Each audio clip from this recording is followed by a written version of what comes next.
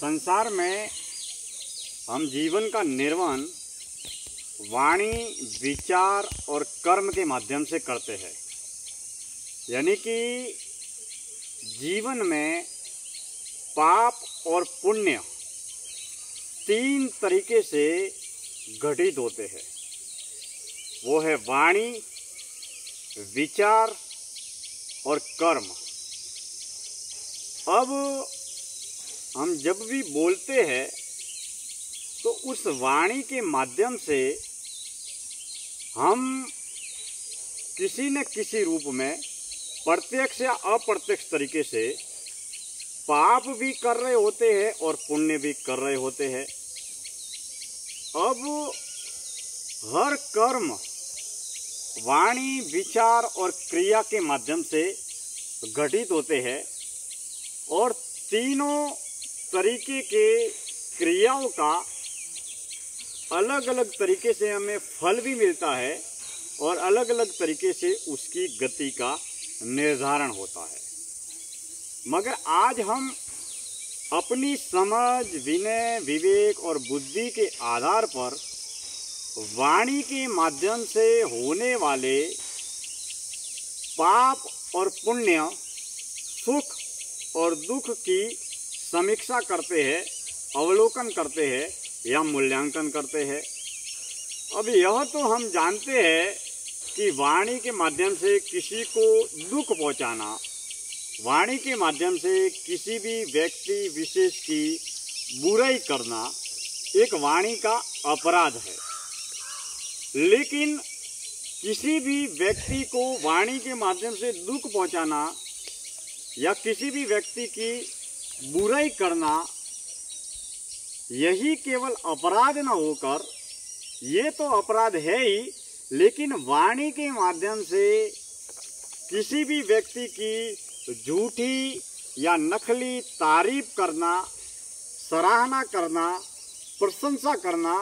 जो सामने वाला व्यक्ति जो है ही नहीं वो उसे बताना या दर्शाना भी एक तरीके का नकलीपन है। या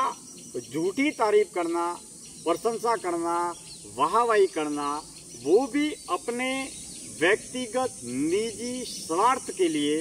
या निजी फायदे के लिए। अगर कोई व्यक्ति वास्तव में अच्छा है तो उसे अच्छा कहना कोई गुनाह नहीं है। लेकिन कोई व्यक्ति अगर बुरा है और बुरा होने के बावजूद भी, उसमें अवगुण होने के बावजूद भी, उसमें खामियां होने के बावजूद भी, उसमें कमियां, कमजोरियां होने के बावजूद भी जानबूझकर स्वाभाविक तल पर किसी न किसी व्यक्ति को खुश प्रसन्न करने के लिए उसकी तारीफ करना, वाहवाही करना, प्रशंसा करना भी अपनी समझ या बुद्धि के हिसाब से वाणी का ही अपराध है। अब जो व्यक्ति जैसा है वैसा कहना कोई गुनाह नहीं है, लेकिन हम सुबह से लेकर शाम तक वाणी के माध्यम से अनगिनत शब्द बोलते रहते हैं। अब बोलने के वक्त हम ये सोचे कि मैं क्या बोलने जा रहा हूँ, बोलते वक्त मैं ये सोचूं कि मैं क्या बोल रहा हूँ, बोलने के बाद में मैं ये महसूस करूं कि मैंने क्या बोला है,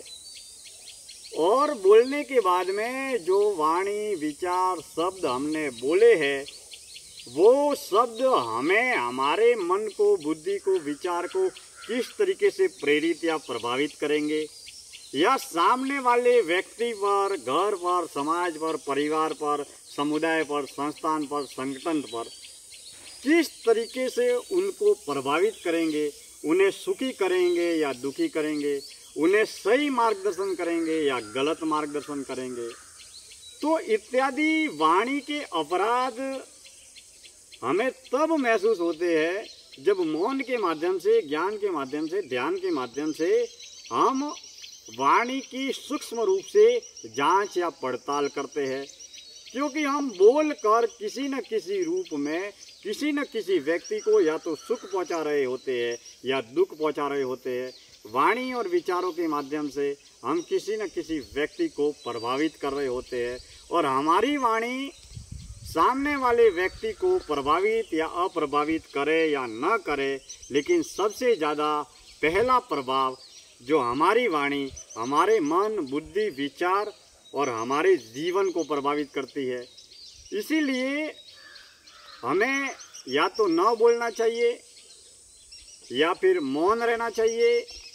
या फिर उतना ही बोलना चाहिए जितनी बोलने की ज़रूरत है। लेकिन बोलने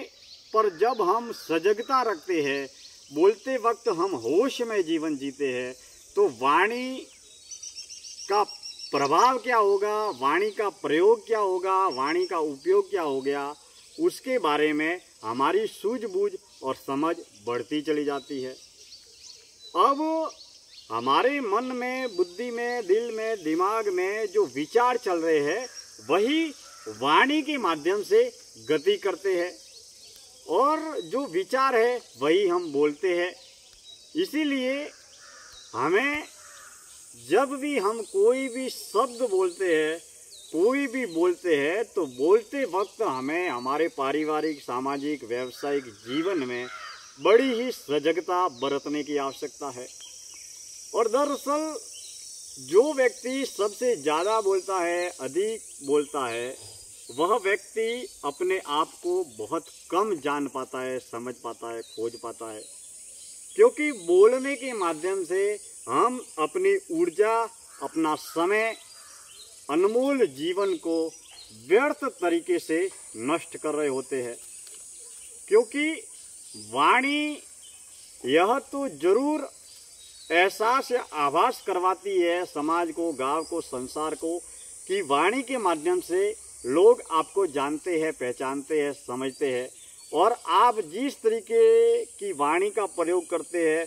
जैसा जो भी बोलते हैं, उसी तरीके का समाज, संसार, घर, परिवार, वातावरण, पड़ोसियों के अंदर आपकी एक छवि का निर्माण होता है, आपकी एक इमेज या गुडविल बनती है कि कहाँ पर, कब, कैसे, किन शब्दों का इस्तेमाल आप कर रहे हैं। तो आज की इस जीवन दर्शन यात्रा में वाणी की सजगता, वाणी का पुण्य, वाणी का सुख, वाणी का दुख, यानी कि बोलने के माध्यम से हम ज़्यादा से ज़्यादा सजगता बढ़ते, गैर जरूरी शब्दों का प्रयोग न करें, और वाणी के माध्यम से जितने भी जो भी पाप या पुण्य घटित होते हैं, या सुख या दुख घटित होते हैं, या कर्म या अकर्म घटित होते हैं, उसके बारे में हम होशमय जीवन जीना सीखे, सजगता बढ़ते कि कब कौन सा व्यक्ति क्या बोल रहा है, हम क्या सुन रहे हैं, हम जो बोल रहे हैं वो हमें, हमारे जीवन को और सामने वाले व्यक्ति को किस तरीके से प्रभावित करेगा और उसका क्या परिणाम निकलेगा। तो बोलते वक्त हमें एक बार नहीं, दो बार नहीं, 100 बार सोचना चाहिए, ताकि हम जिस तरीके से विचारों के अपराध से बच सके, कर्म के अपराध से बच सके, उसी तरीके से वाणी के अपराध से भी हम बच सके। जीवन दर्शन की यात्रा में आज इतनी ही बातें। कल हम बातचीत करेंगे कि जिस तरीके से वाणी के जरिए पाप और पुण्य घटित होते हैं, उसी तरह विचारों के जरिए भी पाप और पुण्य घटित होते हैं, कर्म के जरिए भी पाप और पुण्य घटित होते हैं। इसलिए मनसा, वाचा, कर्मणा तीनों को परम, पावन, पवित्र, शुद्ध और सात्विक बनाने का प्रयास करना चाहिए। जीवन दर्शन की यात्रा में आज इतनी ही बातें। मैं दिनेश्वर माली आप सभी का तहे दिल से हार्दिक स्वागत करता हूं।